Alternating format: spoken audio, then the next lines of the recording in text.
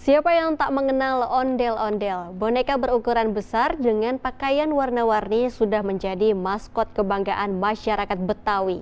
Di Jakarta terdapat kawasan dengan julukan Kampung Ondel-Ondel yang sudah ada sejak 1976. Kita niat juga kan, walaupun mencari duit, mencari uang gitu, mencari rezeki nafkah, kita juga ada inisiatif buat melestarikan juga kan di jalan. Ya karena boro-boro buat punya ondel-ondel, buat makan hari-hari kan saya sendiri kan, nggak kita aja bersemuanya kan. Kantor, tar masuk, tar ya udah ya kita nggak satu kita deh.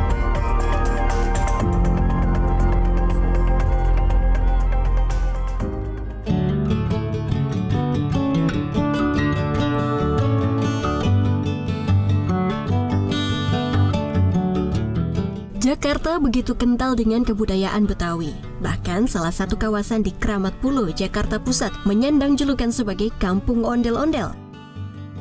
Julukan ini bukan tanpa alasan. Ondel-ondel sangat mudah ditemukan hampir di setiap rumah penduduk maupun di pinggir jalan. Bagi masyarakat Kramat Pulo, ondel-ondel tak hanya sebatas kesenian, namun juga menjadi salah satu mata pencaharian. Baik pengrajin maupun pemain diwariskan secara turun-temurun lintas generasi. Hingga kini, Kampung Ondel-Ondel memiliki sekitar 20 sanggar atau rumah industri pembuat boneka raksasa khas Betawi. Alhamdulillah kita sewain. Kalau nggak kita sewain ya kita kan tuh hari-hari mata pencarian anak-anak sebagian ya. Ya ente lihat sendiri deh, banyak yang nganggur. Gitu. Yang kerja pun banyak yang berhenti. Jadi juga kan butuh makan, Bang. Kalau kita terlalu pelit, kita mau nggak bagus. Ondel-ondel yang diproduksi tidak hanya dijual atau disewakan, namun juga digunakan sebagai alat mengamen. Seperti yang dilakukan Holid bersama timnya yang masih satu keluarga. Mereka biasa mengarak ondel-ondel di beberapa titik kawasan Jakarta dan sekitarnya. Tak hanya mengamen, ada misi lain yang dibawakan Holid. Ia berharap ondel-ondel yang turun ke jalanan bisa menjadi salah satu edukasi masyarakat di sekitar Jakarta untuk mengingat kesenian daerahnya. Ya harusnya itu kita harus satu kita memperkenalkan, walaupun kita dari rumah tuh niat mencari rezeki, kita sambil memperkenalkan juga budaya kita ke masyarakat. Angkot dan bajai menjadi andalan warga yang akan mengarak ondel-ondel. Mereka biasanya mempunyai langganan angkot dan bajai yang akan menunggu di sepanjang jalanan kawasan Kampung Ondel-Ondel. Ya angkot yang kita charter, yang udah langganan. Berapa charteran? Tergantung jaraknya juga sih. Kalau misalkan jaraknya ke Serang, Banten, dia kadang dikenain sama dia 4,5, kadang gope kalau kita yang ini. Dalam satu angkot biasanya berisikan beberapa tim pengamen ondel-ondel yang membuat kondisi angkot jadi penuh sesak akibat alat-alat dan orang di dalamnya. Untuk menjaga keutuhan dan solidaritas, setiap tim pengamen ondel-ondel, Waldi dan Holid punya cara sendiri dalam pembagian kerja. Kalau pembagian kerja kita kadang ada yang mau masuk gantian, kita misalnya kita tanya dulu nih, lu mau masuk sampai pulang apa gimana nih gini. Kalau dia bilang mau, ya udah kita serahin ke dia. Kerjaan kita serahin ke dia gitu. Bagian masuk udah. Kalau dia mau gantian, ya kita gantian. Iya. Ya pokoknya sama enak ya. Iya, kita nggak mau sampai ada gesekan gitu. Ntar gara-gara hal sepele kayak gimana, ntar wah lu kagak mau gantian gitu. Kita nggak mau kayak gitu. Kita ibarat kata kita capek sama-sama, kita rasain sama-sama gitu. Pendapatan tim pengamen ondel-ondel sangat bergantung dengan kondisi cuaca. Bila hujan turun, pendapatan semakin berkurang karena waktu banyak terbuang untuk berteduh. Pendapatan kita kagak nentu, Bang. Jadi kadang-kadang kalau lagi hujan kayak begini, ya dapat alhamdulillah, masih dapat sekitar 40-50-an, alhamdulillah. Tapi kalau lagi nggak hujan, bisa lebih dari segitu. Setelah hujan reda, tim Waldi dan Holid mulai melakukan arak-arakan di pelosok perkampungan. Meski ondel-ondel disukai anak-anak, terkadang Waldi dan Khalid ditegur oleh warga karena volume suara musik yang dianggap terlalu berisik. Kalau ditegur, kita paling disuruh kecilin. Itu juga kalau kita malam masih ada di perkampungan. Tapi kalau kita masih sore-sore mah nggak jadi masalah. Karena kan dia pikir juga buat hiburan. Ada anak-anak gitu, ngeliat kedenger suara ondel-ondel keluar dari rumah gitu. Sering ya diikutin anak-anak gitu? Wah, sering banget. Bahkan yang namanya didorong-dorong dari belakang tuh udah, buat saya mah udah biasa banget. Hal lumrah lah, biasa. Hal biasa terjadi kayak gitu.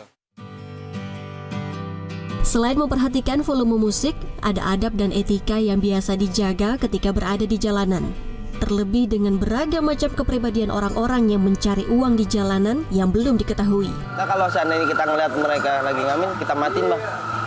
Kita mau ketemu pang, ketemu pengamen biasa gitu, gitar, kita sama pengamen dangdor. Kita selalu matiin musik kok. Kita saling menghormati. Meski telah menjaga adab dan etika, namun kemalangan kadang tak bisa dihindari. Waldi pernah ditangkap oleh aparat saat melakukan penertiban di ruas jalan Jakarta. Kalau sama itu, sama DFS paling sama P3S. Kapan? Udah lama juga sih. Iya. Ceritain ya. Kita lagi, kita ya arahnya mau pulang sebenarnya. Kita lewat jalur-jalur bukan protokol juga sih kalau kita bilang, jalur dalam. Lubang buaya, tahu kan Bang? Nah, kita mau pulang, mau depan itu dia menunggu mobil. Kita tegur, ya kita jawab lah. Nggak Pak, mau depan situ, kita mau nunggu mobil. Nah, akhirnya singkat ceritanya ya gitu, kita tiba-tiba dibawa. Bilangnya sih didata doang. 3 hari saya. Maraknya pengamen ondel-ondel sempat menuai pro kontra, baik di tingkat pemerintah daerah maupun kelompok masyarakat budaya Betawi sendiri. Hal ini tentu mendapat beberapa reaksi, khususnya dari masyarakat yang menggantungkan mata pencahariannya melalui sewa ondel-ondel maupun sebagai pengamen ondel-ondel. Kalau sisi kalau tanggapan cuma satu, nggak apa-apa kalau emang nggak boleh ngamen, asal ngasih pekerjaan yang layak, jadi gitu aja. Berarti ini ngamen ini karena keterpaksaan. Iya. Sekarang aja PHK aja makin banyak, Bang. Pengangguran makin banyak. Apabila Waldi ingin pemerintah bertanggung jawab untuk memberikan pekerjaan yang layak, Khalid ingin pemerintah Provinsi DKI Jakarta memberikan wadah untuk menampung para seniman ondel-ondel di Jakarta. Kalau itu sih, ya kalau mau disosialisasi silahkan. Cuman berikan kami wadah gitu. Jangan diberikan kasih peringatan kayak gitu, kita nggak dapat wadah. Kita kan begini kan ngerajin, seni juga. Kita niat juga kan walaupun mencari duit, mencari uang gitu, mencari rezeki nafkah, kita juga ada inisiatif buat melestarikan juga kan di jalan.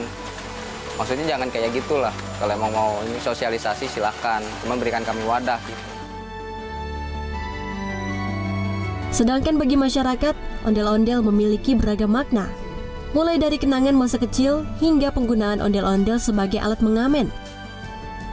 Mereka menilai ondel-ondel merupakan kebudayaan yang harus dilestarikan tanpa merusak filosofi ondel-ondel. Ondel-ondel turun ke jalan memang bukan sebuah kesengajaan, namun sebuah keterpaksaan. Mereka terpaksa menggunakan ondel-ondel untuk mengamen karena tak punya banyak pilihan untuk tetap bertahan. Namun di balik itu semua ada pesan yang ingin disampaikan, agar ondel-ondel lestari sepanjang masa. Tim Liputan JPM TV Jakarta.